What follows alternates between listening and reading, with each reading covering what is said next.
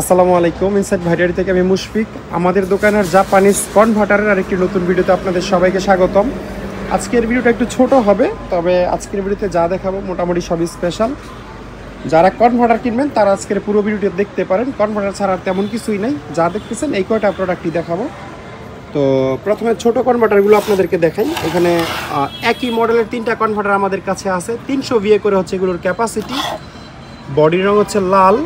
এখানে step up and down transformer লেখা আছে, অর্থাৎ 220 দিলে 110 নিতে পারবেন, আবার 110 ইনপুট দিলে 220 আউটপুট নিতে পারবেন। তো আমাদের দেশ যেহেতু 220 ভোল্ট আছে, আপনারা একটা কমন আর এই 220টা চুজ করবেন।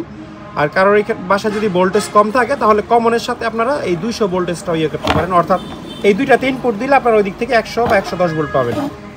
যদি 220 ভোল্ট পুরো থাকে তাহলে এই দুইটাতে ইনপুট দিবেন, কমন এবং 220-এ। আর এখান থেকে হচ্ছে আপনারা আউটপুটেও ভেরিয়েশন আছে, আউটপুট 100 নিতে পারবেন। যারা জাপানিজ জিনিস ইউজ করেন, ধরেন আপনি একটা জাপানিজ টেবিল ফ্যান ইউজ করেন, সেক্ষেত্রে আপনি আউটপুট 120 বা 110 না নিয়ে 100 ভোল্ট নিলে বেশি ভালো হবে।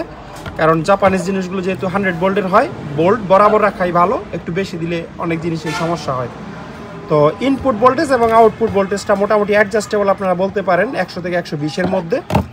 এই ছোট কনভার্টারগুলো আমাদের কাছ থেকে 1000 টাকা করে নিতে পারবেন। 300 VA সলিড কনভার্টার, এটার পুরো বডিটাই কোর, এখানে আর এক্সট্রা কোনো মানে এগুলোর মতো কাভার টাভার নাই। 3টার কন্ডিশনে সামান্য 19-20 আছে।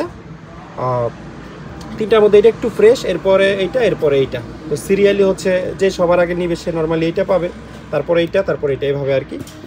2 দিন পরে ফোন দিয়ে যদি বলেন যে আমার এটা লাগবে সবচেয়ে ফ্রেশটা, আমি দিতে পারবো না, যেটা সিস্টেম।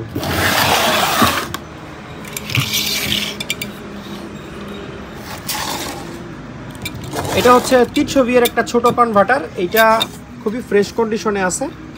এইদিকে হচ্ছে আপনারা 220 ইন করতে পারবেন, এখানে 220 লেখাও আছে লাল প্লাস্টিকের দিকে। আর এই কালো প্লাস্টিকের দিক থেকে হচ্ছে 110 ভোল্ট নেওয়া যায়, এইখানেও 100 লেখা আছে। নেম প্লেটটা একটু দেখাই দিই, খুব ছোট করে এখানে লেখা আছে ট্রান্সফরমার, কি জানি অন্য ভাষায় একটু লেখা।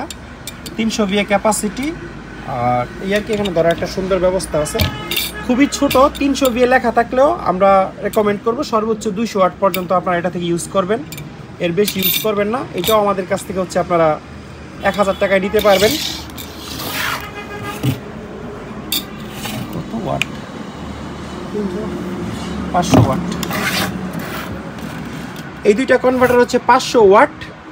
কনভার্টার আর ইনভার্টার অনেকে মানে গুলিয়ে ফেলেন। ইনভার্টার বলতে আমরা সাধারণত বুঝি ডিসি থেকে যেই জিনিস এসি ভোল্টেজ করে দেয়, অর্থাৎ ব্যাটারি থেকে কারেন্ট তৈরি করার যে ইনভার্টার আছে সেগুলো, বা অনেকে আইপিএস ইউপিএসকেও ইনভার্টার বলে। আর এটা হচ্ছে কনভার্টার, মানে ভোল্টেজকে কনভার্ট করবে বা পরিবর্তন করবে, এটা কিন্তু ইনভার্টার না। অনেকেই ফোন দিয়ে না বুঝে আমাদের কাছ থেকে এগুলো কিনে ফেলতে চান। তো কোনো জিনিস না বুঝলে আসলে এক্সপার্টদের কাছ থেকে পরামর্শ নিয়ে তারপর কেনা উচিত। Step up and down transformer, এটা মডেল হচ্ছে TC-500। 220 ইনপুট 110 আউটপুট, অথবা 110 ইনপুট 220 আপনার আউটপুট নিতে পারবেন। 50-60 হার্টজ, ম্যাক্সিমাম ওয়াট 500। তবে আমরা রিকোয়েস্ট করব আপনারা 500 ওয়াটের হিসাব বাদ দিয়ে সর্বোচ্চ ইউজ করলে 400 ওয়াট এটা থেকে ইউজ করবেন। এই দুইটার মধ্যে এটার কন্ডিশন একটু ভালো, আর এটার প্লাস্টিক সামান্য ভাঙা আছে। দুইটার দামই 1500 করে আমরা লিখেছিলাম, এটা 1500 টাকাই রাখবো। তবে এটার যেহেতু একটু প্লাস্টিক ভাঙা আছে, এটা আমরা 200 টাকা কমিয়ে দিব, অর্থাৎ এটা 1300 টাকায় আপনারা নিতে পারবেন। এইটা চালানোর জন্য আবার একটা পাওয়ার কেবল বানিয়ে নিতে হয়। পাওয়ার কেবলটা অনেকটা এরকম যে দুই দিকে এরকম 2টা পিন থাকবে, একটা পিন মেইন লাইনে যাবে, আরেকটা পিন হচ্ছে 220 এইখানে ঢুকে যাবে। এরপর হচ্ছে 110 আপনারা এখান থেকে আউটপুট নিতে পারবেন। তো এটা 1300 এবং এটা 1500 টাকা হলে নিতে পারবেন। তারপরে এই কোরিয়ান কনভার্টার দুইটা আপনাদেরকে দেখাই। এই কনভার্টার দুইটা যথেষ্ট ফ্রেশ আছে, লেখা আছে transformer for house hold purpose. এখানে যদিও 220 আউটপুট লেখা, বাট এখান থেকে আপনারা 110 পাবেন। ইন্টারনাল যে ওয়ারিং সেটা আমরা ঘুরিয়ে দিব।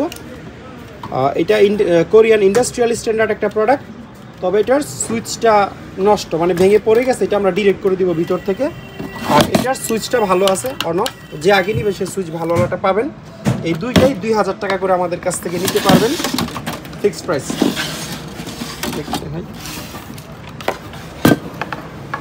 এটা হচ্ছে একটা অটোমেটিক ভোল্টেজ রেগুলেটর।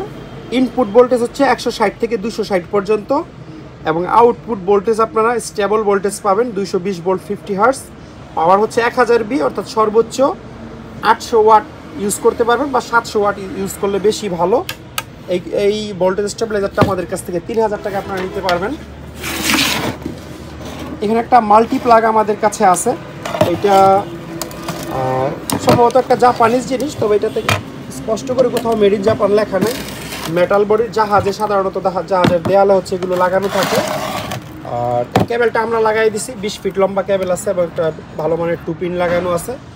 জাহাজের বেশিরভাগ জিনিস হচ্ছে ফ্ল্যাট পিনের থাকে, কিন্তু এটাতে আপনারা রাউন্ড শেপের পিনও ইউজ করতে পারবেন।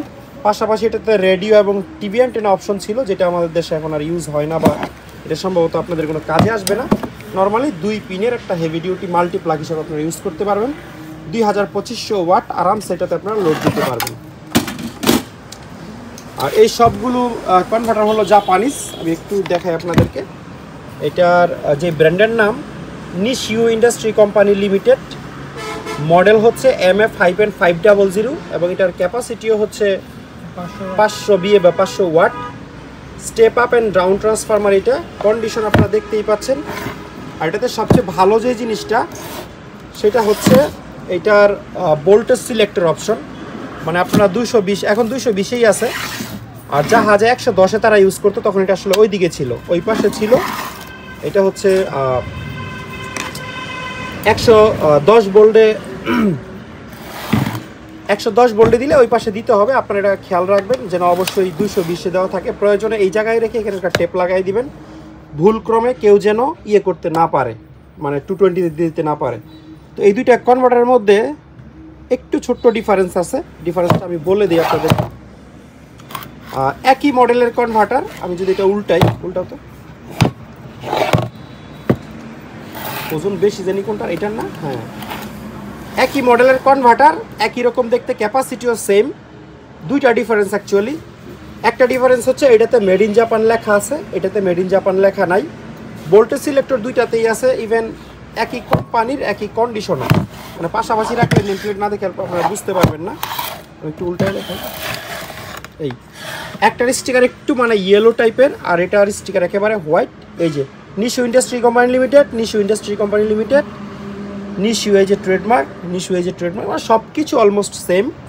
শুধুমাত্র তফাৎটা হচ্ছে সাদাটাতে মেড ইন জাপান লেখা আছে, আর এটাতে মেড ইন জাপান লেখা নাই।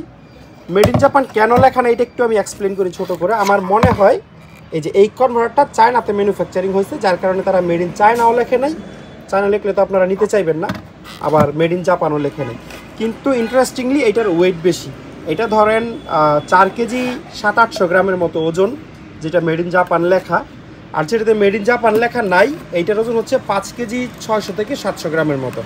মানে এটার হচ্ছে প্রায় 700-800 গ্রামের মতো ওজন এটার বেশি, কিন্তু প্রাইস সেম। এমন না এটাতে মেড ইন জাপান লেখা বিদায় এটার দাম বেশি, এটাতে নাই বিদায় কম, নো ওয়ে, মানে প্রাইস একদম সেমই রাখছি আমরা। দুইটাই হচ্ছে 4000 টাকা করে আমাদের কাছ থেকে নিতে পারবেন, মানে এক পিস 4000 টাকা। এখানে আমরা 500 টাকা আপনাদেরকে ডিসকাউন্ট দিয়ে দিব, যেইটাই নেন 500 টাকা ডিসকাউন্টের পরে ফিক্সড 3500 টাকা হলে নিতে পারবেন। আর যেখানে আপনারা 1500-2000 দিয়ে, এটা একটু দাও তো,